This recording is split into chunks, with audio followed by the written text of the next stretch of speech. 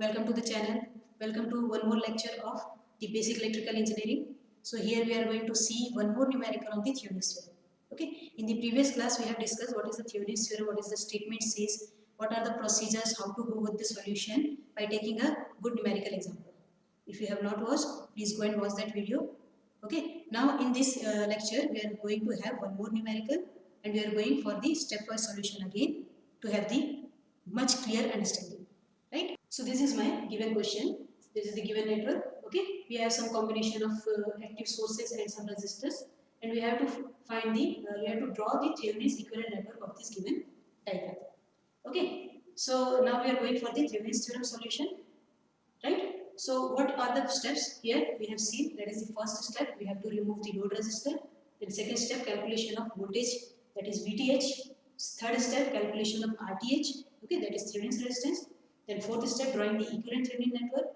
Fifth step, connecting the load resistor back to its terminal in that equivalent network. And the last step, we find the load current flowing through that load resistor. Okay, that we all have all discussed in the previous lecture. So now we are going for the stepwise solution. So what is my first step? The first step says that remove the load resistor. Now here you can see the load resistor has already been disconnected. Okay, and we have to work across this terminal AB. So there is no need for going for the first step because it is already given in the question.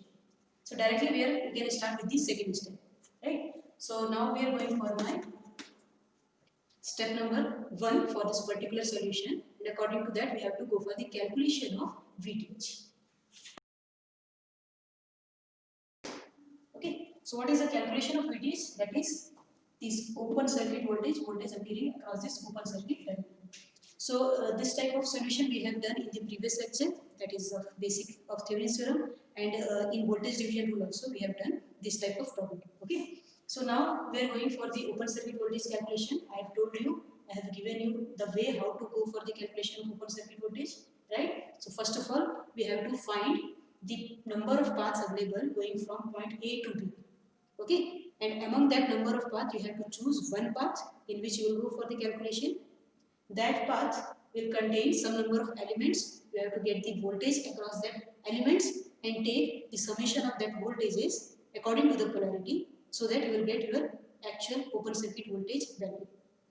Okay, so here see, I can see there are number of paths going from point A to B, like this one path.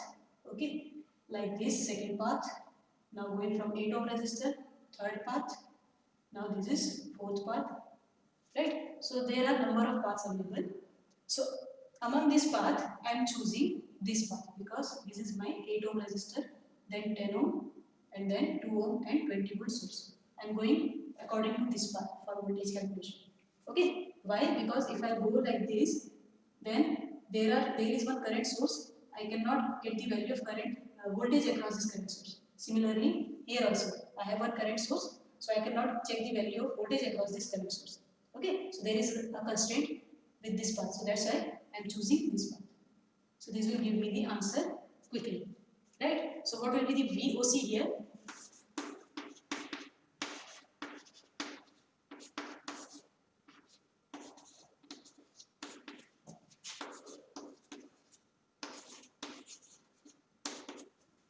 So this will be the equivalent voltage here, the open circuit voltage, but now we don't know any polarity, so that's why I am taking only the magnitudes here. Okay, after that we'll check what is my actual value voltage by taking the polarity summation. Okay, so let's check what is the voltage values of each element here. So first of all, we'll go for the solution of voltage across 8 ohm resistor. So where is my 8 ohm resistor? This, right? So we have to get the voltage across this. So see, if you check here, we have number of sources here. See, this voltage source is opened here. There is no connection for this voltage source. That means this voltage source cannot give supply to the network. Okay, there will be, if current will release from here, where will it go? There is no path. So that means it cannot release the current. Okay, so there is no current to this network because of this voltage source. That is clear. Now what about this current source? The current source can release the energy because it is getting a closed circuit. But if at this point current is suppose getting divided here, then how will it come back? Because there is no path to get it back. How much energy it is releasing, that much energy should come back to us. Okay, that means what? The current releasing if of 2 ampere, that complete 2 ampere should come in return. Then only it will release the 2 ampere current. There should be a complete path for the same amount of current. Okay, so if current will divide here, so it will go like this, but there is no way to come back. Okay, that means the current is flowing in this loop only. It cannot go further. Right? So the current going through this loop only. That means the 2 ampere current is circulating within this loop only. Now let's see what about this. So here we have two sources. One is current source, one is voltage source. Okay.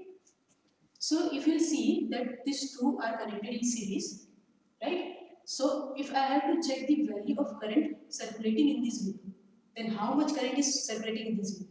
Because the current source is here, okay? The same concept we apply here, whatever is here, that if 3 ampere current is releasing from this point, then it should come back to again current source with the same value, that is 3 ampere.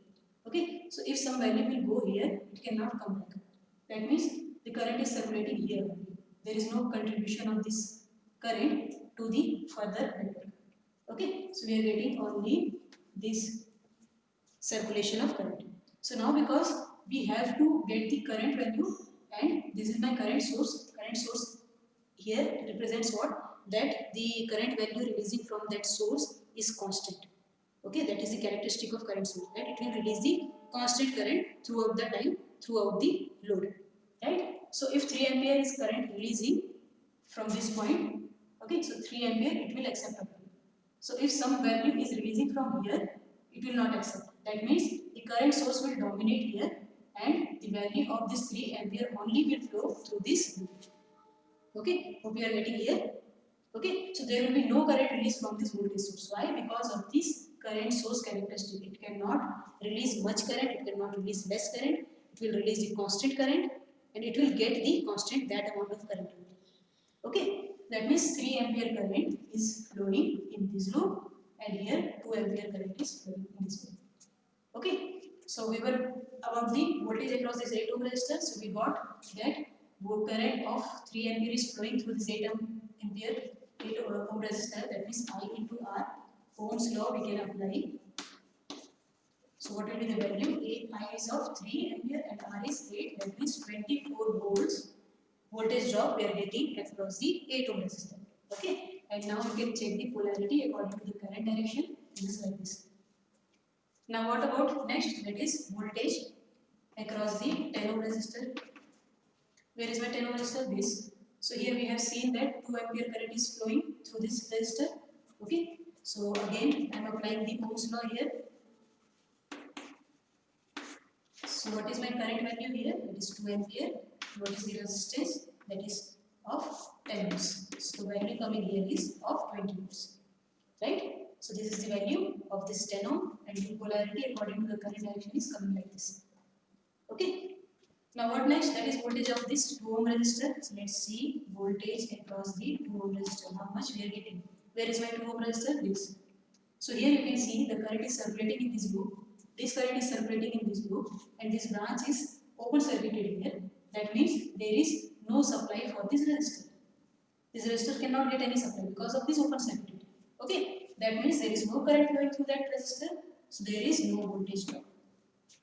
So the voltage across this drop across this resistor is how much? That is 0 volt.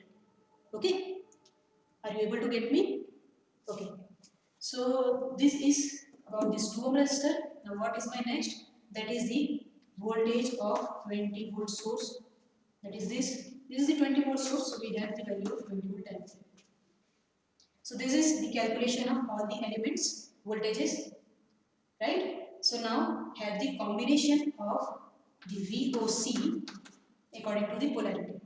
So now the terminal A and B is given, and I used to take A as positive and B as negative. Okay. So according to that, let's check what is the combination here. So this positive is connected with positive. That means this will be of plus sign. That is plus V8. Now here you can see this plus is connected with plus point, minus is connected with minus point. Again same polarity, means plus V 10 ohms. Okay. Now what about this? This has 0 voltage. There is no drop, so we can neglect it. No need to write. Now what is this? Here you can see the plus plate is connected with negative terminal, right? And negative is connected with positive terminal. That means opposite combination, so we should take it as minus V20 volt. So this is the combination of voltages according to the polarity. So now keeping all the values here, that is 24 plus this is 20 minus this is 28. So how is the answer here? That is 24 volt, right? So what is the value of VTH? VTH we are getting of 24 volt. So this is the completion of this step where we are calculating the value of Thevenin's voltage. Calculation of VTH has been completed. Okay. So this is about my one step. What is my next step? That we have to go for the calculation of equivalent resistance. Okay. So equivalent resistance. Let's go for that.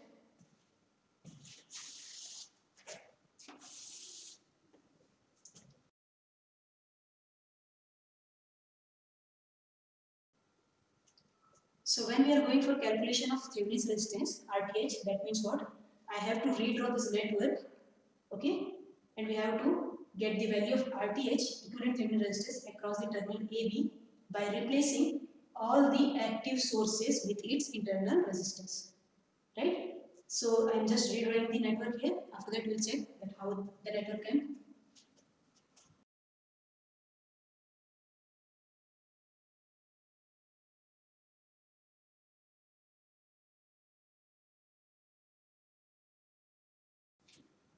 So this is the equivalent diagram of this network, given network.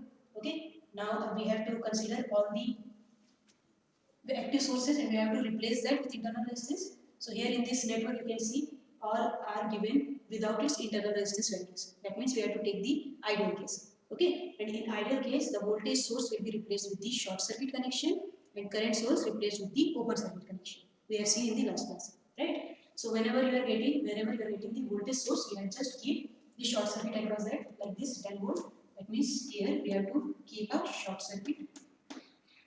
Here also I have 20 volt source. Just keep a short circuit here. Okay. After that I have current source. So we have to keep the open circuit. So it will remain open here. It will remain open here. Okay. So this is the equivalent diagram for calculation of RTH. Right. Now we have to go from point A to B and we have to check what is the value of RTH coming. Okay. So for that you can have the equivalent diagram here. Just rearrangement in easy way, and after that you can get, we have seen that combination in many of the previous lectures. So now I'm not going to draw that, we can directly have the combination. Okay, how? See, I'm going from point A, there is an open circuit. Okay, so I'm just removing it because there is an open circuit, so there is no meaning of this branch. Okay, so I have a 8 ohm resistor. After that I have two parallel branches, but this 4 ohm resistor is again open circuited. So again I am just removing it because there will be no use of this resistor because it is open circuited. Right? So now I have only 8 ohm resistor connected in 10 ohm with 10 ohm resistor and then 2 ohm because it is short circuited, that is we are connected with terminal. So from point A to B we can move like this, and there is only 3 resistors connected in series. Hope you are getting it clearly.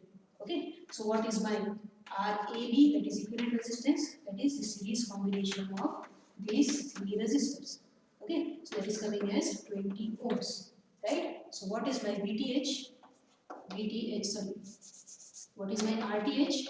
That is nothing but the equivalent resistance between terminal AB coming as 20 ohms. So this is the completion of my next step, that is calculation of RTH. Right? So this is up to this step. After that we have to do what? We have to go for the next step, that is what? We draw the equivalent Thevenin network. Okay? So I am just doing that third step.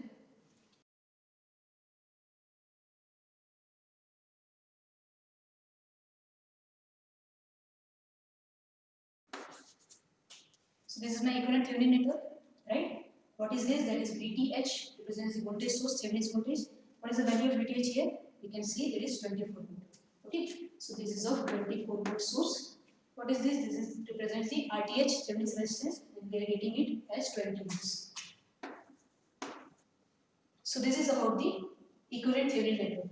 We have been asked to draw this in the question. Draw the Thevenin's equivalent network. right? So we have drawn this Thevenin equivalent network. This is my answer for this particular question. Okay, so here you can see this is the complete solution for this given question. The question is looking very complicated, but the solution is easy. We got the answer in just 3 steps, by calculating VTH, after that RTH, and then just drawing the equivalent network. Okay, so this is the complete solution for this type of question related to Thevenin's theorem. Hope you are getting the understanding here.